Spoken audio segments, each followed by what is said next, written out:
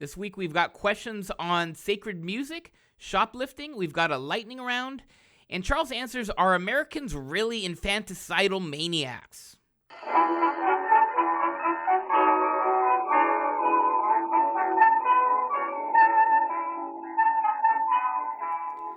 Welcome to another episode of Off the Menu, now being broadcast and podcast on the Crusade Channel. Talk radio the way it should be at crusadechannel.com. I'm your host, Vincent Franchini from Tumblr House, here with an anti-disestablishmentarianistic Charles Coulombe. Anti-disestablishmentarianistic. Well, anti-disestablishmentarianism has long been touted as the longest word in the English language, other than Welsh place names and things like that. So, what does it mean? Well, I can tell you. It came from the fight in Connecticut, of all places, to get rid of the state church, the established church, the Congregational Church, back in the 1830s, which drive was led by that famous theologian and political theorist, P.T. Barnum.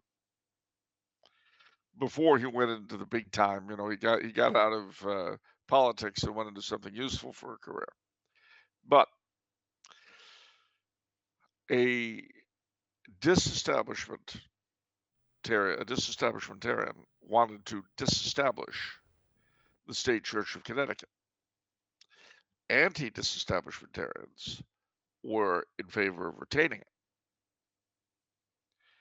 Now, I'm in favor of a state church, not necessarily the Congregational Church, but I would have to be called an anti-disestablishmentarian. Not because I am in favor of Congregationalism in Connecticut, but because I do favor the idea of a state church. I might differ with a lot of people as to which church I think should be established, but I would still qualify as an anti-disestablishmentarian. A state church, huh? Yep. That surely will make a lot of people uncomfortable. Well, they already have state churches. They just don't realize that's what they are. How so? Because every society has a state church, an animating principle. It establishes legitimacy, invests authority with its place, and determines the rules of society. Our state church is sort of an interesting combination of liberalism and perversion. Okay. Now, I would love to disestablish the current state church, you bet. But I'm not against the idea of an established church. I just think the one we have is wrong. So you just want your church established? No, I want Christ's church established. Oh, you touche. Which thankfully I'm a member of. Now, I understand that the Anglicans and the Congregationalists and the Presbyterians and the Lutherans and the Reformed, all of whom are established church, and the Methodists in Tonga, all believe that their particular churches are the Church of Christ. I get that. Whereas the state church that we have in most Western countries today is simply the Church of Love, as you saw in that bumper sticker. Right. Yep. Love is always right. Love is always right. Love wins. Yep. Of course, I've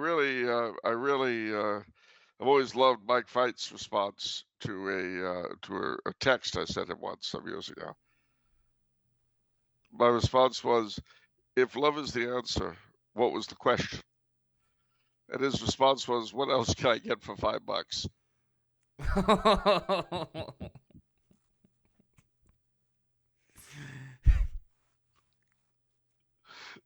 Well, I think it's a fair question.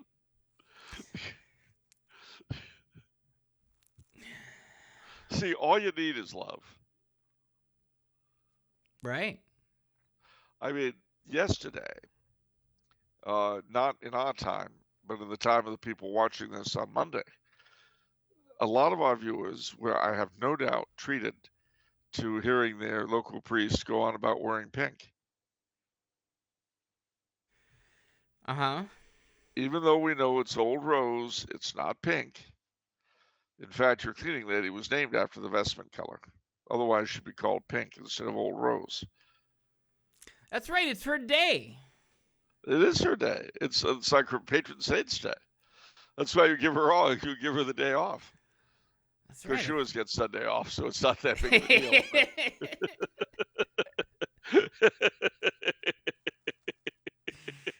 But she was, when you told her she could have her saint's day off, she was very excited. I don't think it quite occurred to her that she already had it off. Yeah. Well, But you got the kudos anyway.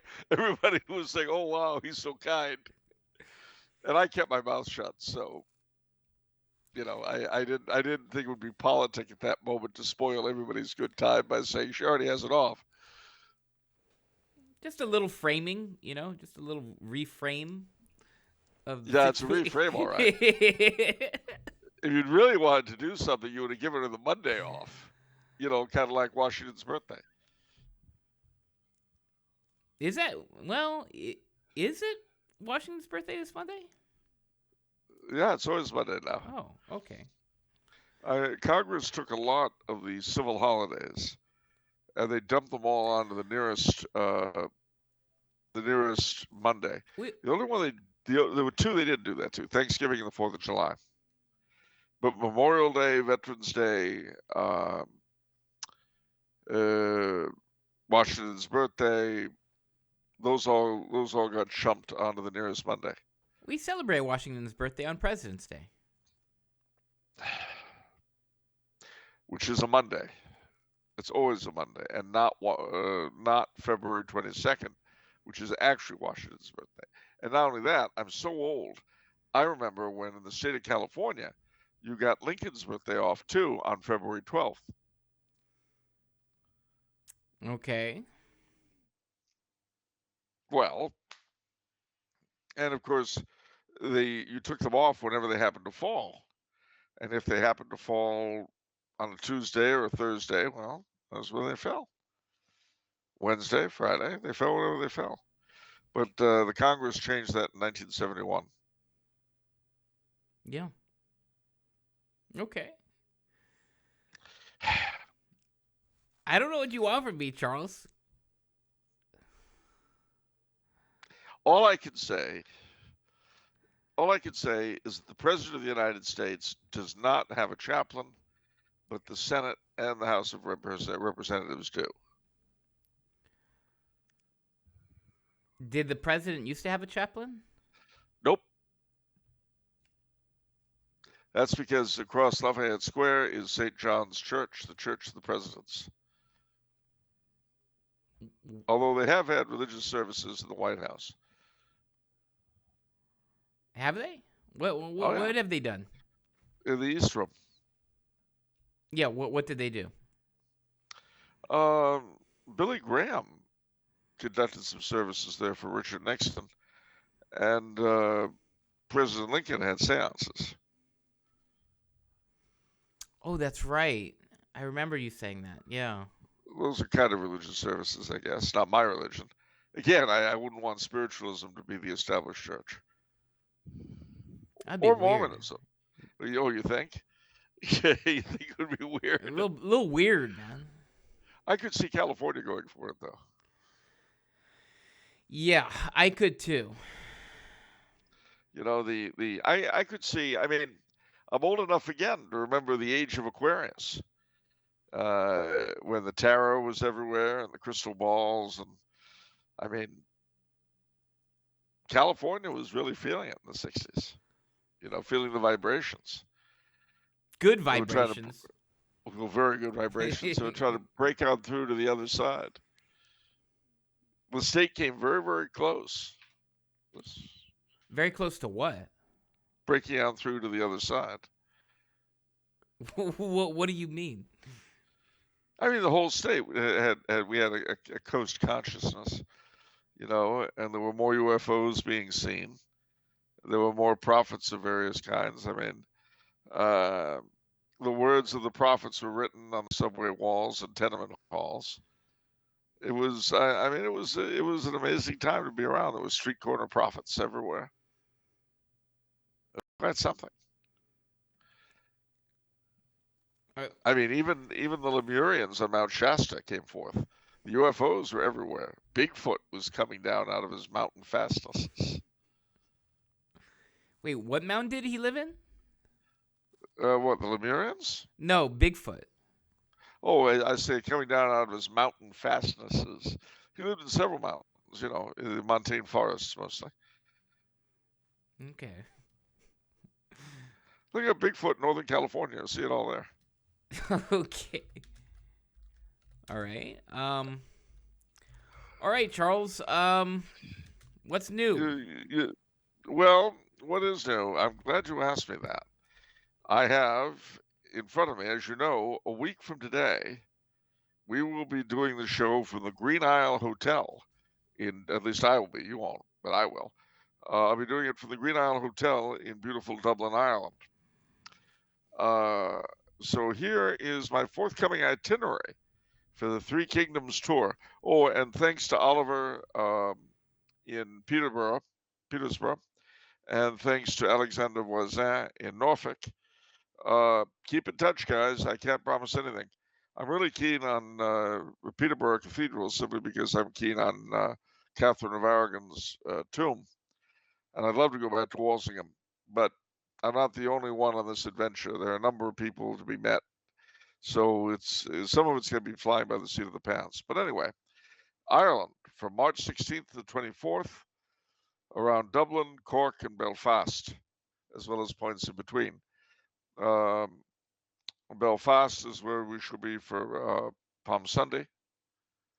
And then we will drive down to Dublin and fly like an eagle to Edinburgh. March 25th, we'll be in Edinburgh to the 29th. And we're going to hit Inverness, Glasgow, and Aberdeen. Then we'll cross over to England. We'll be with the Institute of Christ the King for the Triduum in Preston, England, from Good Friday till Easter Sunday, the 29th to the 31st. And then on Easter Sunday, we will drive down. During Easter week, we'll be in and around London and Oxford. We'll see about Walsingham. We'll definitely see about Windsor and places in between. The Three Kingdoms Tour, once again, Three Kingdoms Tour 2. Do you know how many kingdoms there are? 3 kingdoms? In the British Isles, anyway. Yeah, there are a lot more kingdoms in other places. But in the British Isles, there are all of 3. There's a principality. Wales. The Duchy of Cornwall. The Lordship of Man. The bailiwicks of Jersey and Guernsey. And the city of Berwick upon Tweed. Wow. Pretty cool. I would say the they had no end of established churches there. The Anglican Church of Ireland, the Anglican Church of Wales were disestablished in 1869 and 1911, respectively, leaving the Church of England, which is Anglican, and the Church of Scotland, which is Presbyterian, as the state churches. And the king and the royal family, when they cross the border, go from being Anglican to Presbyterian and back. Ah. Okay. If that ain't ecumenical, I don't know what is. All right, let's move on to the lightning round. Oh, there's lightning round. Oh! Yeah. Yes, you got lightning. I got hit by lightning. Yeah. So, thanks, John, for giving us a lightning round. So it's a this or that lightning round. So you're going to be presented with 2 items. You have to choose one or the other. This is like death is not an option. Well, I guess some of them, yeah. But others, it's just interesting. So yeah. All right, fine. Let me ask you a quick one, smart guy. Okay. You ready? Ready. All right. Death is not an option. Joy Behar or Whoopi Goldberg? Date, evening. Well, Death is not an option. I don't know that Joy Behar. Yeah. Oh, she's the host of. I would choose Joy. Over Whoopi Goldberg? Yeah, over Whoopi Goldberg. Yes. Okay. I feel like that wasn't that bad of a question. Well, actually, there's. Hold on just a minute. Uh-oh. Let me see. Yeah, there we go. That was a better one. All right, Joy Behar or Bette Midler? Okay, that's a. Okay, that. Death is not an option. Okay, let me take another look. I know Bette Midler pretty well. It's like the same person, kind of, almost. I know, and death is not an option. I'll say Joy Behar because I'm ignorant about her, but I'm not ignorant about Bette Midler. So Okay. I guess I'll. All right. I mean, you made your bed. Now you're stuck with it. So the other question then, death is not an option. Lady Gaga or Madonna? Lady Gaga or Madonna? Death is not an option. I would choose, I guess Madonna or something. I don't know. Better the old and tried and true. It's. Oh, now like she's like 70 or something. Yeah, 70. I don't know, or 65. Yeah. I don't know. I don't like these questions. Well, yeah, you know, I don't know how to break the news to you, Vinny, but nobody likes them. I can't think of anybody with whom I've ever played Death is Not an Option who was happy with the choices they're presented. It's kind of the point of the game. All right. Yeah. Fine. We'll do the lightning round. I've had my pound of flesh. Yeah, look at everybody. You know me. I don't like talking about annoying broads. Okay, and we're going into that realm. All right. Annoying broad territory. Annoying broad territory. Let's venture out. That gives a whole thought to me. I can see it now. A couple of guys on horseback. Start. They're very careful. All right, gang. We're in annoying broad territory now. Better be careful. Don't say anything. Maybe nobody will notice us. Oh, look over there. Look at the folks on the horses. Too late, boys. It's every man for himself. Oh, man. Ride like you never rode before.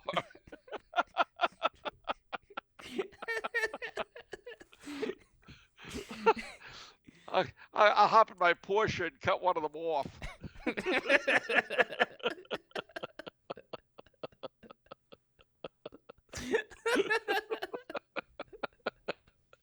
They should never have crossed into the territory of the annoying broads. If they'd been smart, they'd have stayed happily at home. All right, let's do it to it. This or that. Well, okay. First one: America or Europe. America. Wow. I thought you were gonna. I know you be did. shameful. That's why I did this, just to give you what you weren't expecting. Okay, well, of course, I didn't mean it. What?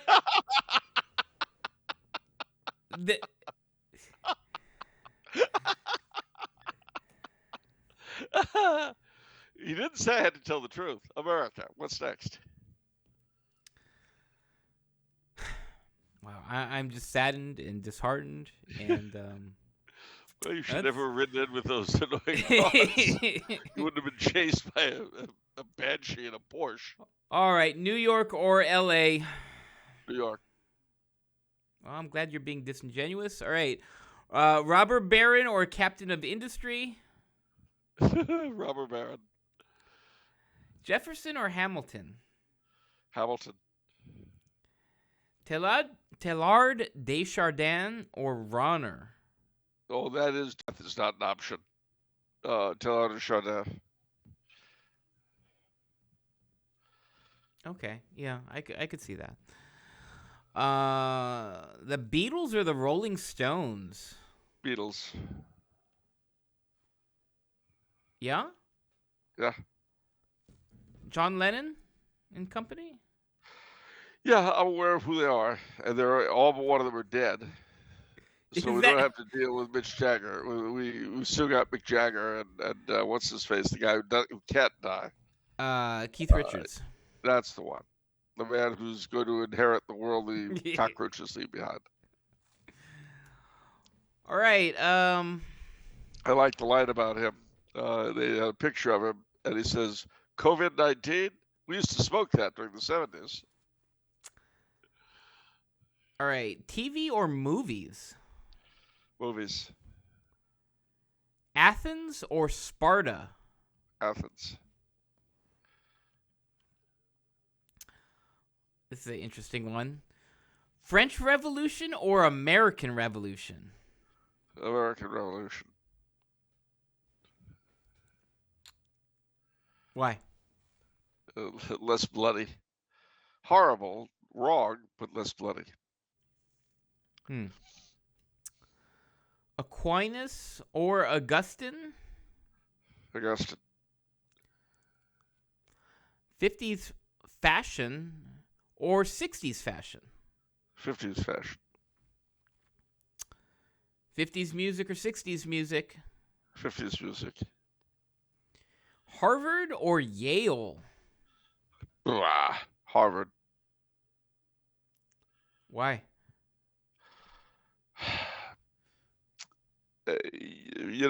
Which sewer are you going to go into? The older and more traditional.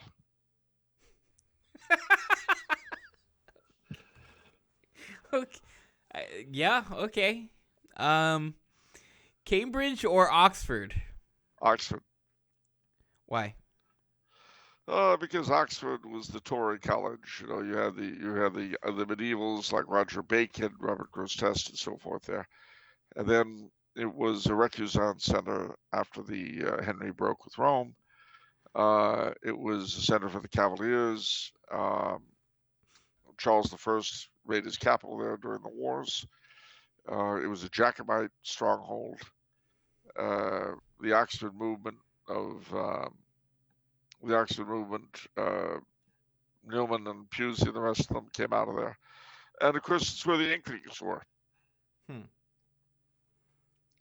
Cambridge has some good things and movements too, but not like Oxford. All right.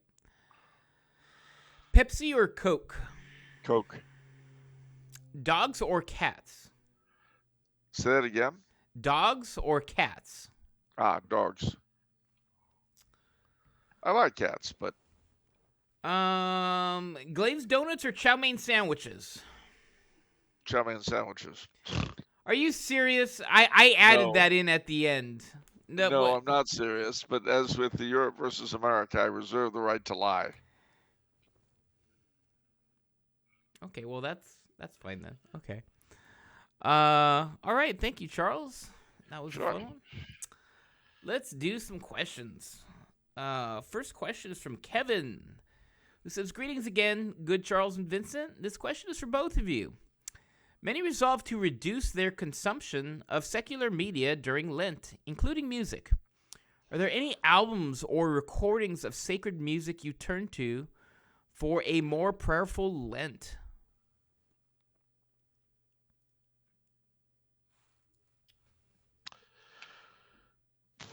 Well, that's a very good question.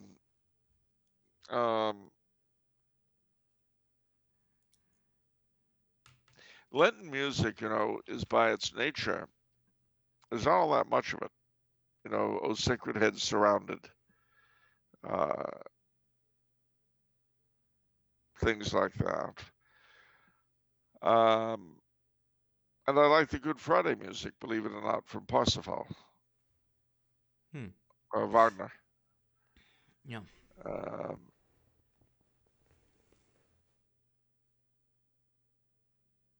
But no, honestly, other than what I hear at Mass, I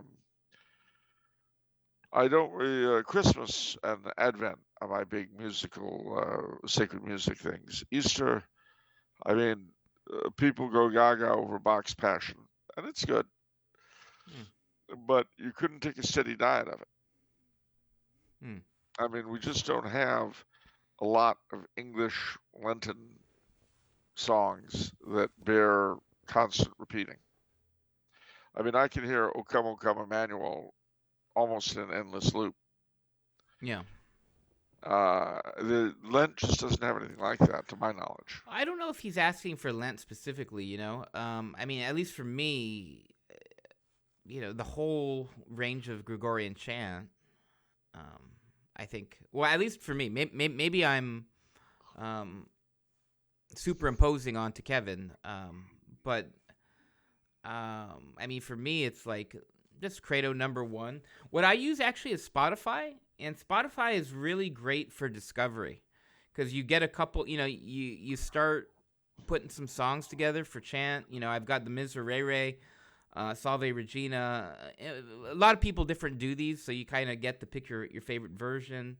Pange Lingua, and then once you have enough on your playlist, then it starts recommending stuff for you, so you can really build a nice little chant playlist for yourself according to what you like. So I do highly recommend using Spotify for that. Would you have Here Comes Peter Cottontail? No. In Your Easter Bonnet? No. That was it.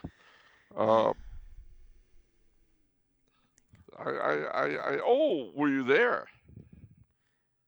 Oh.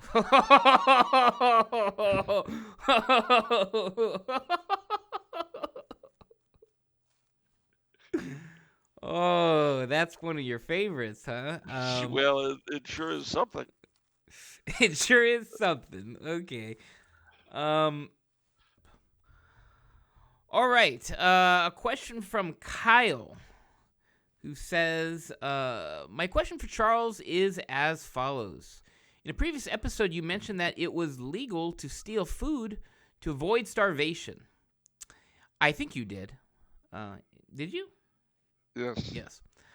If so, does this mean that Charles favors the shoplifting laws in California? Or does Charles favor returning to the old laws where stealing groceries includes felony burglary charges? Or does Charles favor what Trump recently advocated, giving shop owners the right to shoot and kill shoplifters, including people who accidentally forget to pay for something like a can of tuna? Wow, those are... Death is not an option. No, death is an option. It's life that isn't an option there that he's offering. No, I mean, that's kind of a silly question. Obviously, what we're talking about is someone who's starving. And in all likelihood, someone who's that starving and that desperate, it's not the same thing as you can steal up to $400 worth, which is what he's talking about. Yeah. And they're two very, very different things. And one way to avoid a question being silly is not to conflate a moral concept with a particular application of law. Okay. I mean, the fact that you've got a right, morally speaking, to steal a loaf of bread. What am I supposed to? No. You should die. You should starve to death. Yeah, you should die. Starve. Starve. Die. Die.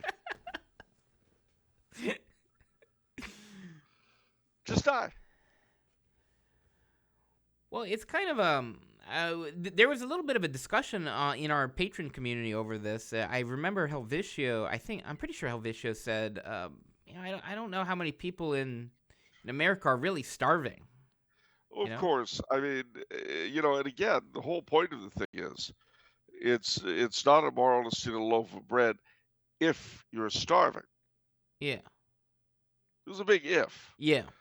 And secondly, if you are starving and you steal a loaf of bread, it doesn't make it moral, despite the fact you're starving, to rifle the cash register. Right. I mean, there are other options, right? I mean, there are soup kitchens and all sorts there are all of sorts things, of things, right? and the fact of the matter is, if you're starving and you go up to most shop owners and you tell them that, they usually will give you something. Right. Might not be something you like, Twinkies instead of a loaf of bread, but beggars can't be choosers, quite literally. Well, exactly. And there's also the fact that very often when people ask you for money on the street, they say I haven't eaten anything for quite a while, and you offer to buy them a meal, they very often refuse. So, but and as far as Trump's shooting, even if it's whatever it was you said, please, you're being silly. Yeah. But if it's that much of a problem for you and you're laying up at night worrying about it, just starve. Then you won't have the problem anymore. I mean, I'm quite aware that the laws in California are driving the stores out of business in the big cities. I understand that.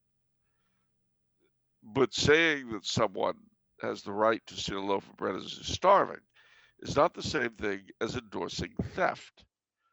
And I think a sane person would understand that, particularly because St. Thomas Aquinas was the one who presented the issue.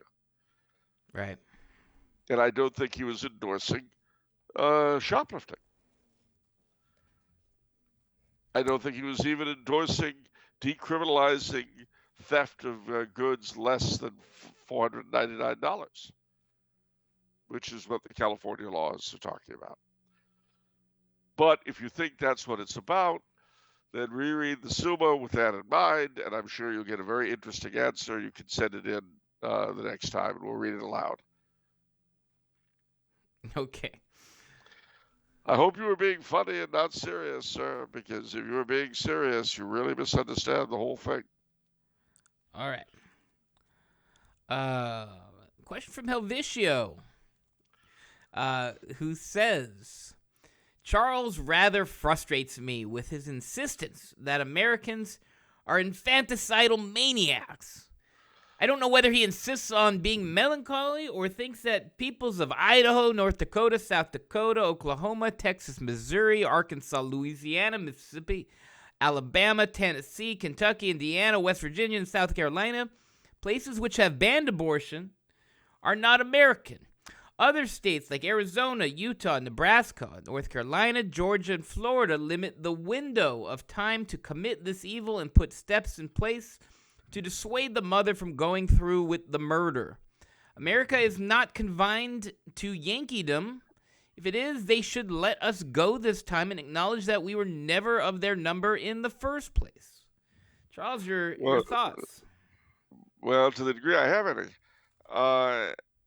to the best of my knowledge, and I could be wrong, and if I am, please bring this up for next week and point it out. But to the best of my knowledge, all of those wonderful measures that you indicate were passed by state legislatures or by proclamations of governors. I don't believe that any of them came in as a result of a popular referendum on the part of the people of the state. They might have. I don't think so. I mean, I've done a bit of reading, but there have been a lot of these things. So if you can come up with exceptions, please tell me. It'll make me feel a lot better. But by and large, so far as I can tell, when these things have been submitted to popular referenda, The people have spoken in favor of infanticide. Well, playing devil's advocate here a little bit, so can't it be inferred that these people are doing what their constituency wants? That could be inferred, but the problem is the history of bringing abortion in, which was most often done either through courts or through legislatures and not through referenda, back in the early 70s, would suggest that if people don't really think something is all that important, one way or the other, they won't vote on that basis.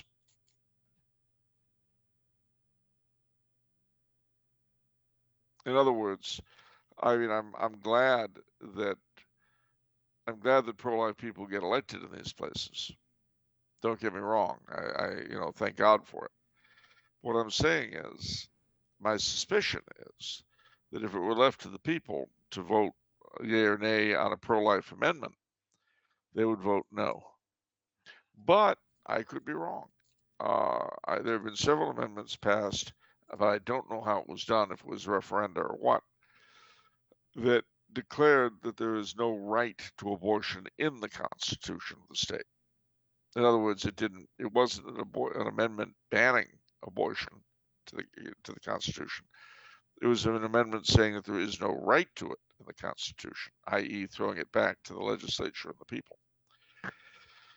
But as I say, I'd like to think I'm wrong, but we'll see. Well, I feel like we've seen the Californians voted against the gay thing, so that's my point. And yet the legislature was not thrown out, was it? Well, no. No. I'm just trying to understand you, because that's an example. No one else ever has. Why should you? No, I mean, that's an example where, because you're saying people won't vote that way, and I'm saying no. Usually they do not. Now they did on that occasion, and of course then they had a governor who allowed the thing to be killed in the courts, and he somehow was reelected. So what does that tell us? It tells us it wasn't that important, was it? Well, I don't know if it's fair to isolate and say that wasn't important. I think there's an obfuscation that happens on the state level for everything. Well, I realize, but the same people keep on getting reelected. So obviously it's okay by the majority of Californians. If it weren't, then we'd get different people, wouldn't we? Unless, of course, it doesn't matter. Well,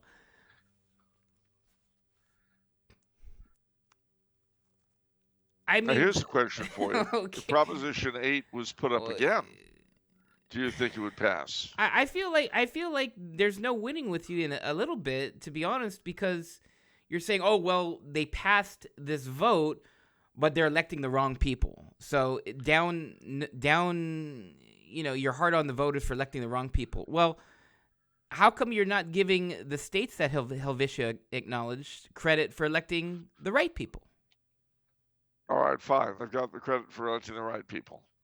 Okay. Why was that hard? But what I'm saying though is that the question in my mind is, what would happen if the abortion issue was put to an actual vote in those states? Would a majority of the people vote abortion down, or would they vote it in? I mean, that's hugely speculative, right? I mean, that's the question. That's the question. And the thing is, in every state where it has been voted on by the people, abortion has been brought in. Is that true? I mean, have you looked that up? I believe it to be true. I mean, I can't find any exceptions to the rule, but if there are, nobody will be happier than me to be wrong. Okay. As far as that's a letting the weird states dichotomy, go, though. That's a. I it's mean, a very it begs it is the question: why are these politicians deciding to be pro-life if pro-life is not a popular position? well, I don't think it occurs to them. I mean, to the electorates in those states necessarily that way, but I could be wrong. I hope so. Okay. Now, mind you, the question is, how about letting us go this time? Not a chance. The states you've mentioned produce stuff. Now, all of the states that are most heavily pro-abort are decaying, turning rapidly into hellholes if they're not there already. Now, how do you expect us to support ourselves when we don't produce anything useful? And you do. Now, you don't really think we're going to let the goose that lays the golden eggs fly away, do you? I'm sorry, I wasn't able to follow the transition All right. to. It's very simple. Yeah, sorry. He points out the states that he considers to be pro-life. Yeah. That's the real America as far as he's concerned. Yeah. And then he says, if there's that big of a difference, this time just let us go. My answer is we can't do that because they would be taking the income producing, the tax producing potential of this country with them. Because the states that are the most pro-abort are the states that need the most aid because they're the worst run. I mean, California is very, very shortly going to go bankrupt. Who are we going to sponge off of if productive states leave the union?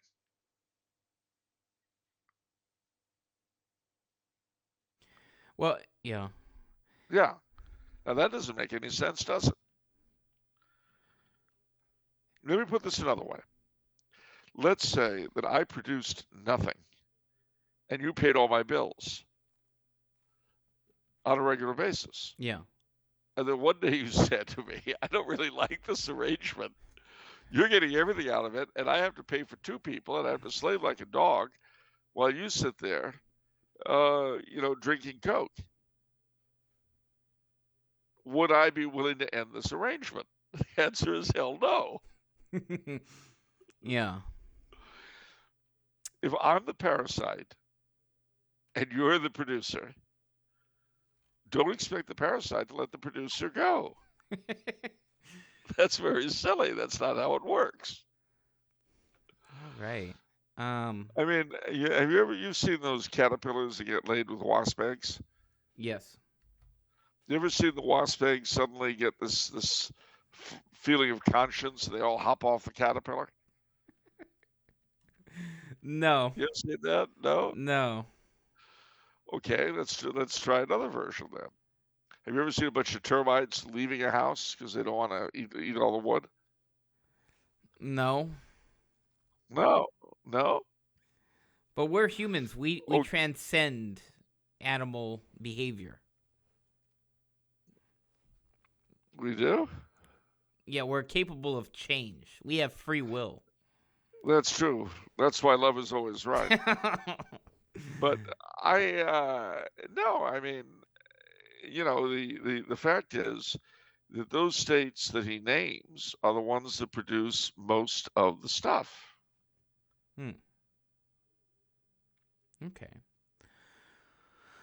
Okay. By the way, I'm pretty sure Helvetio's from Europe. I thought he said this in the beginning, but I thought he's like Swiss or something.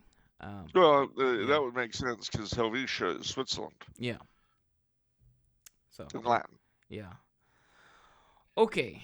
If you guys have any comments on what Charles said here, send them in. We love comments. It helps us in the algorithm too, right? So even if Charles finds you annoying, send it in for the good of the channel. All right. Just wait. Yeah. I feel like I'm being used somehow, but it's all right. Never mind. All right. Final question today. Really good question from Joel, who says, I came across a statement in reference to the National Eucharistic Revival distributed within my parish. Quote, may we honor his real presence both in a beautiful monstrance adorned with jewels and in the simple yet profound gift of community. Unquote.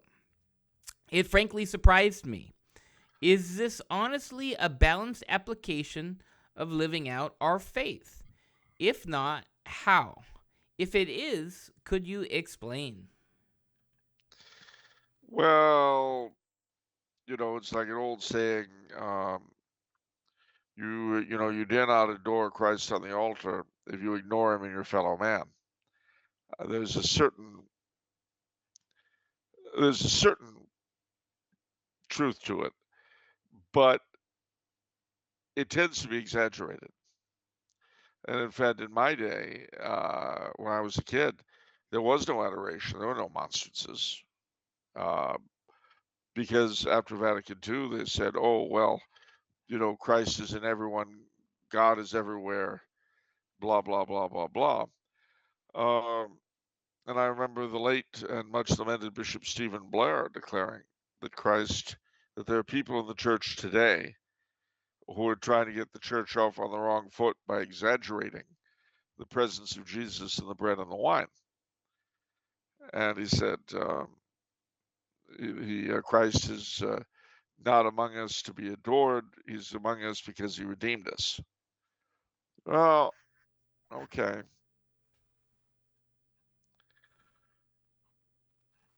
That's what he said. So that was an anti-adoration. Yeah. And it was, it used to be, not anymore, not for quite a long time. But at the St. John's Seminary in L.A., and not just there, they used to call benediction cookie worship. You know, you know where my mind went to just now. It's just it's what I think we're encountering is a seamless garment argument. Yeah. Where it's like, oh, not just adoration. Everybody. Not just pro-life in the womb. Everywhere. Right? It's kind of old, right? Like, it's kind of like, okay. But you know where they don't go for the seamless garment? Where? It's not just putting money in the collection plate.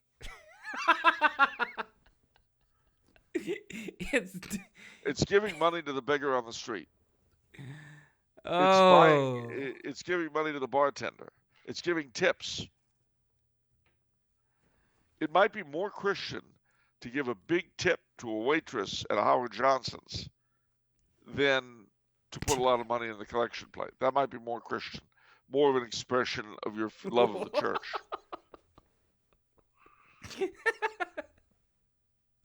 You could say that. And it's not untrue. I mean, there's a sense in which sharing money with those who don't have it is like giving to the church, especially if you're going to reduce the presence of our Lord in the Blessed Sacrament and his presence in the community. Well, when I was in a terrible waiting job, and you gave me a huge tip. When was that, Lord? Whatsoever you have done to the least of my brothers, that you've done unto me. So if you tip well, you're basically tipping our Lord, and that's like giving a lot of money to the church. I don't think there's a cleric alive who would accept that argument. And I wouldn't blame him. I mean, I really wouldn't.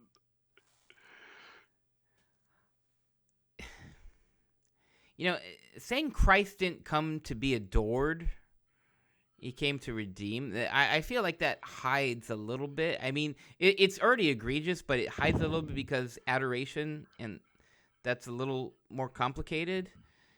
And, like, what if you say Christ didn't come to be loved? Then that gets even weird, right? And then it gets more bald-faced, what you're saying, right? Like, oh, you don't need to love God. You just, need to love the people. or no, yeah, like God just came to be redeemed, or How to about redeem everybody. Um, God did not come to provide an income for the priests? How about that? it's just The problem is the post-Vatican II era was filled with a lot, and it wasn't just in the church, and it wasn't just about religion. But though the 60s were filled with a lot of really cheap thought, shoddy thinking. I mean, they really were. It was the golden age of stupid. And and mind you, I love every golden age. Let me make that clear. Well, all right, not everyone, but most of them. The golden age of American illustration, the golden age of Hollywood, the golden age of comics, the golden age of pulps, the golden age of science fiction, the golden age of detective fiction, um, the golden age of Broadway, the golden age of vaudeville. Did I mention the golden age of Hollywood? wait, Uh, yeah, 1 second. So lightning round, this or that, the '60s or '70s? 60s. '60s. Okay. 70s were the decade that never Oh, should oh, have happened. that I remember you said that, but now it almost seemed like you're going back to the '60s here. Well, only because the 70s saw the 60s institutionalized. In the 60s, there was more of the before time. But in the 70s, the 60s became normal. Okay. I mean, even the Beatles, you asked me why I prefer them to the Rolling Stones. Yeah. Well, some of their songs harken back, like When I'm 64 and Your Mother Should Know and songs like that. They harken back to the before time in a way that I don't think anything the Stones have ever done did. I see. I mean, frankly, Paul McCartney, I think was very talented. I don't think much of John Lennon, but Paul did a lot of his work I liked, and stuff after he left the Beatles. Mull of Kintyre is one of my favorite songs. But by and large, in the 70s, you saw the shoddy thinking of the 60s, which was revolutionary and really on the part of radicals, so to speak, become what everybody thought. And from that, you had this sort of quiet period in the 80s, epitomized by the Reagan Revolution, where it looked as though we turned a corner. Well, we had. Not the way I would have liked to have turned. With the fall of the Soviet Union, which was glorious, and I'm glad it happened, and it was wonderful. Nevertheless, any inducement to pretend to sanity or virtue on the part of our leaders vanished with the Cold War. And it took a decade, as it always does, for life to catch up with what had just happened. It's like um, if you lost all your money, it would not affect everything all at once. And you could still go into places, for instance, and they probably give you credit. Not realizing that you're now poor as a church mouse. You go into other places, and there's still, it's a pleasure to meet you, Mr. Frank. It's good to see you, Mr. Frankini. They treat you with respect, not knowing you're broke. Now, that doesn't mean that those sorts of things are always based only on money, but a lot of them are. And it takes a while for the way people look at you and deal with you to catch up to what's actually happened in your life. Or something less annoying than loss of money. It doubtless took a while for people you knew, especially people you didn't know that well, to get used to your being a married man. Yeah. And the full effect of your marriage, it went at a certain rate through the entirety of your life. I mean, now it's been a couple of years, so it's all caught up with. Yeah. But there was this period where it wasn't. Well, the period between the fall of the wall and, say, Barack Obama's election, that was a period of things changing but people not noticing. Uh, there were a few harbingers. I mean, Clinton and his scandals on national television. You know, the President of the United States is a perjurer and an adulterer, but that's okay. That signaled a huge change. And then when Obama wanted to get nominated, as my brother put it kind of caustically, he had to get the support of the country's best known perjurer to do so. Whereas by all rights, Billy Clinton endorsing a man for dog catcher should have been enough to keep the guy out of dog catching. But see, the country had changed. The people had changed. Enough of them. I mean, there are obviously people who don't. But you've got to remember that at any given moment, you have a new generation coming up that's been educated, et cetera, et cetera.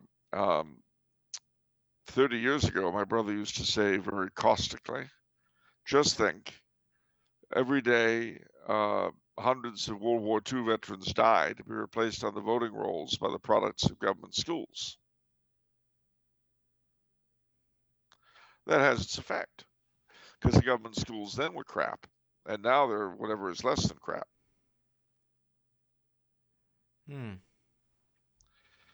So, you know, the golden age of stupid hasn't ceased. Is there a minimum? Is there a low there where it's like, oh, yep, okay, so this generation is that placing that generation at the voting block as a voting block, so that's a downgrade. Is there ever is there ever a floor?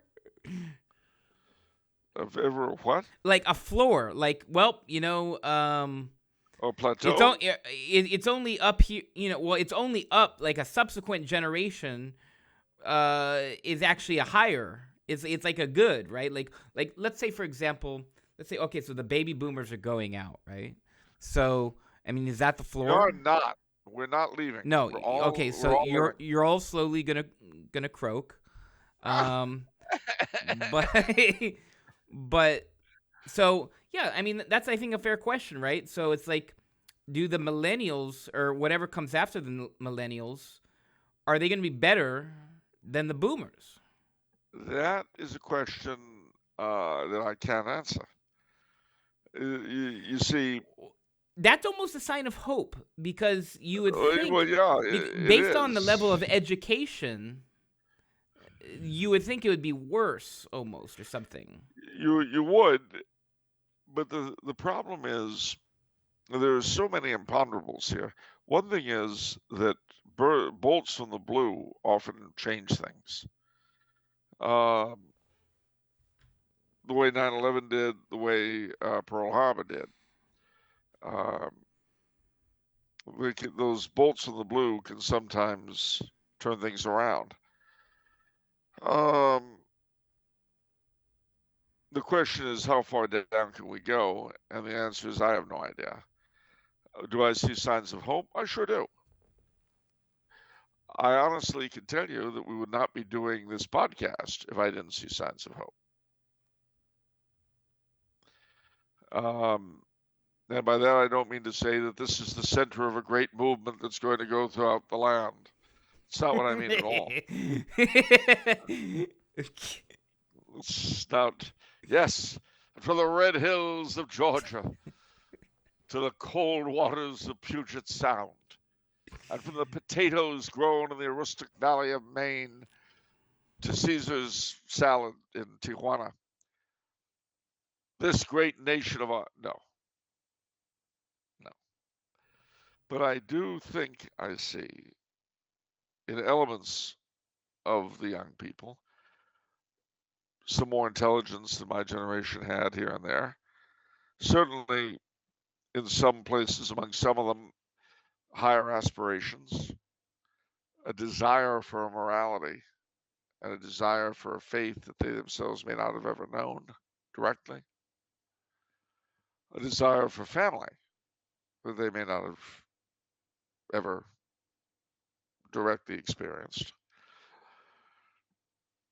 you know, it's why I do what I do. It's why you do what you do. You know, it's all for the audience, of course, but there's a point to that. You know, my dad, who, as you know, was such an influence on me in so many ways, he always said, for us, meaning theater people, the audience always comes first. They're what we live for because they make us. Without them, we have nothing. He used to say, never think you're too good for your audience because you're not. And if you ever think that way, you're a moron. Well, that was a perennial. That's the way a showman always should be. In what we've ended up with here, it's been translated, sort of transmogrified into something similar but different. Because it's not just a question of any audience, it's a question of a possible hope for the future. And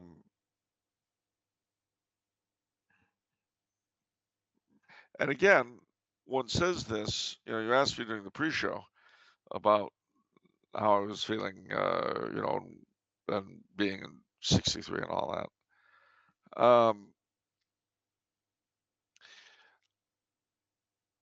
I have guesses as to the way I think things may turn out. I hope that the next several generations or the ones immediately following will be better than we were. I hope. But even if they're not, it's important to keep the candle lit and the flag flying because somebody will be someday. That's the thing. Somebody will be someday. In any case, as I told you earlier, I'm highly unlikely to see it anyway because I won't be around when the younger members of our audience really hit their stride, when they hit their prime. I'm not going to see it. But that's not why one does what one does. It's not why the mentors I had, my dad, Mr. Van Horn, who taught me to write, so many others. That's not why they gave me what they gave me. They didn't expect to see anything. They knew what I know now, that they would be gone by the time it happened. But I remember very well saying to my father, when both in terms of money and in terms of effort, I realized how much he had done for me. And I looked at him and I said, you know, Dad, I'll never be able to pay you back. He said, no, you won't. I'll be dead long before you're in a position to. He said, but you will be able to pay me back by trying to pass on what I've tried to give you. And that is how you will pay me back. And I'm sure all the others would have said the same. So that's whether or not what one tries to pass on produces a generation of successful heroes, or it just keeps the flame going a bit longer. Whichever, however, whatever. Mine not to reason why, mine but to do or die.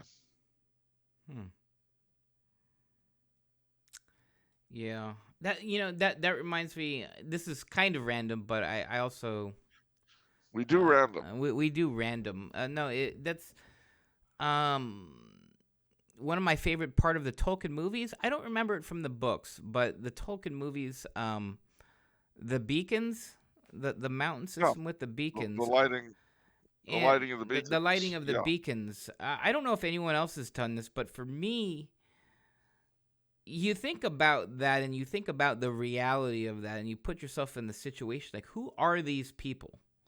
Who are these people? What is this system they're doing? They're camping on the mountain and they're just randomly doing that, and their one purpose is to light the beacon if the beacon needs to be lit, but the beacon hasn't been lit in like 1,000 years. Yep. And, you know, so that sort of, like, what's bringing people on that mountain? You know what I mean? Like, what's underneath that? Well, they're not random. I mean, it is in the book. Oh, They're is it? not Okay, random. yeah. No, it's part of, you might call it, the Gondor Civil Defense Force. Hmm. The wood is always maintained, the oil is always maintained. There's always a crew there, even though it hasn't been used in however long. They're always there. And one of the interesting things, what they say in Lord of the Rings, is that the beacons basically were instituted with the loss of the Palantiri. Okay. Because when the Palantiri were lost, I mean, the Palantiri had been how the kings of Arnor and Gondor kept Oh. watch on everything. Okay. But when those were lost, they had to come up with something else. And what they came up with was the beacon system. I see. And of course, you know what's this is again. You're speaking of random. I'll take you a step further. Uh, the scene in Lord of the Rings where the city is about to fall, and the Nazgul is there, and the gate's broken open, and he's just steps into the city, and they hear the bugles. Rohan had come. Well, that happened in real life, right here in the city of Vienna, 1683. The Turks were besieging the city, and they had been doing it for a long time, and the gates were buckling. They were just about to enter when suddenly bugles and the Poles of King Jan Sobieski came pouring out of the north, the winged hussars, and they broke the Turkish siege, just like the Rohirrim in the siege of Gondor. I have no doubt that's what Tolkien was inspired by. That passage makes me cry. Yeah, I remember the last. It says horns, horns, horns. Rohan had come at last. End chapter. yeah, End chapter. yeah. It and here in this city, I'm constantly reminded of the siege of Vienna, which was, as I say, the funny thing though, Tolkien plays with history, and this is actually not ungermane, because you see, we all live in history, and sometimes the good guys win, and sometimes they lose. It's just the way it is. So in 1453, you had the Great Siege of Constantinople, and you know Gondor is a lot like Byzantium. Minas Tirith was a lot like Constantinople, the last remnant of the Roman Empire. I mean, in another sense, the whole Roman Empire was, but in terms of a direct descent, the city of the emperors, that was that was Constantinople. So, what happens? What happens is that they invade, and they have the tremendous siege. And in the beginning of the siege of Gondor, it's like the beginning of the siege of Constantinople. But then it does a flip, and it turns into Vienna in 1683. So similarly, Aragorn, for most of the story, is like Bonnie Prince Charlie, the wandering heir. But unlike Bonnie Prince Charlie, who gets defeated, Aragorn wins, and he becomes Charlemagne, the restorer of the empire. And that's how it is. Tolkien wrote that he considered that history would be nothing but a long defeat with the occasional victory. And he said that you can illustrate much more clearly in a fairy story. He was right. So we fight the long defeat, but sometimes we win. Hmm. Even those of us who arose during the golden age of stupid. Oh. When being an idiot was, your highway to glory.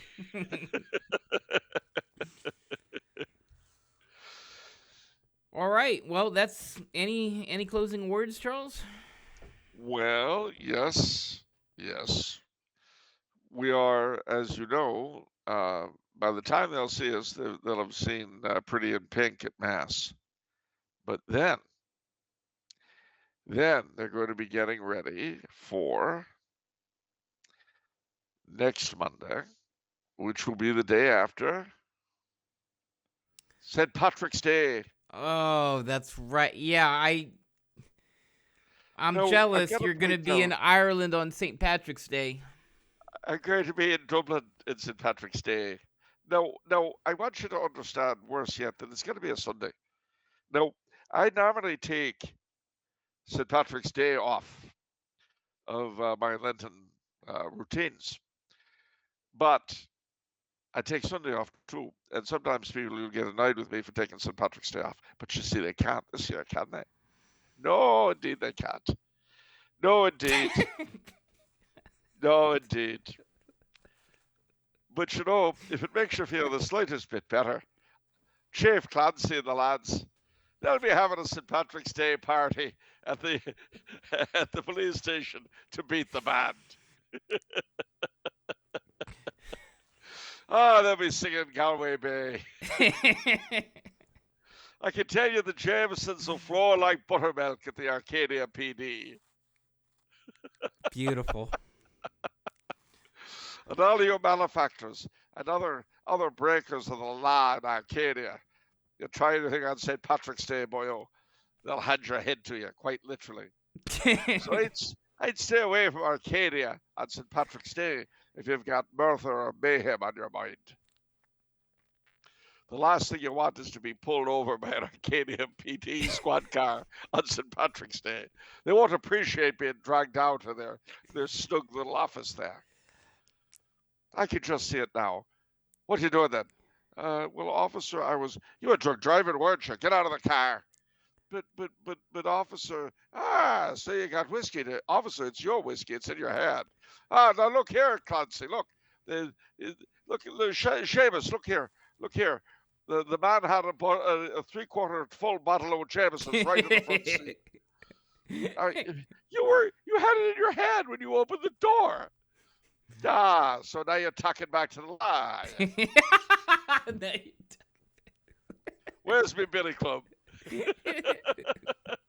So all of you criminals and all the rest of you, you don't come to Arcadia on St. Patrick's Day if you're made to tangle with the Arcadia PD.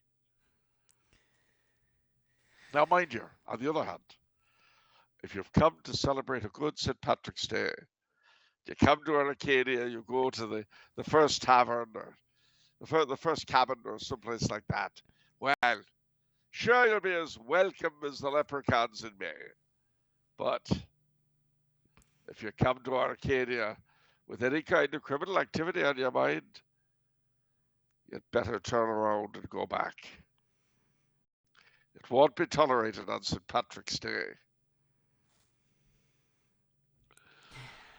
Doesn't that make you feel better? I love that. Well, if you think it's wonderful now, just wait. I'll be in Clancy's Homeland next Saturday night.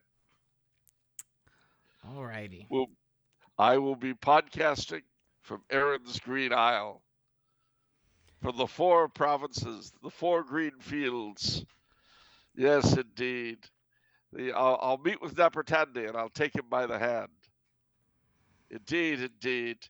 I'll go to Boonavogue. I'll sing with the minstrel boy, who to the war will have gone. Young Ronnie McCartney will go to die on the Bridge of Toome today. And I'll see Tim Finnegan. He's a gentle Irishman, mighty odd. He lived in Walkham Street. To rise in the world, he carried a hod. And I'll see the Gypsy Rover and his lady down by the River Clayding. It's all going to happen. But I don't want you to feel jealous, because you will, if you want, be able to go to Mother Moo's for a green milkshake. Okay. See, I can't do that.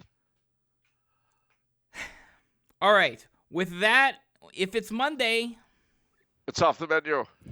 and the soul you save. Oh, well, it may well be your own, mightn't it? See you next time, See everyone. you next week. Ciao.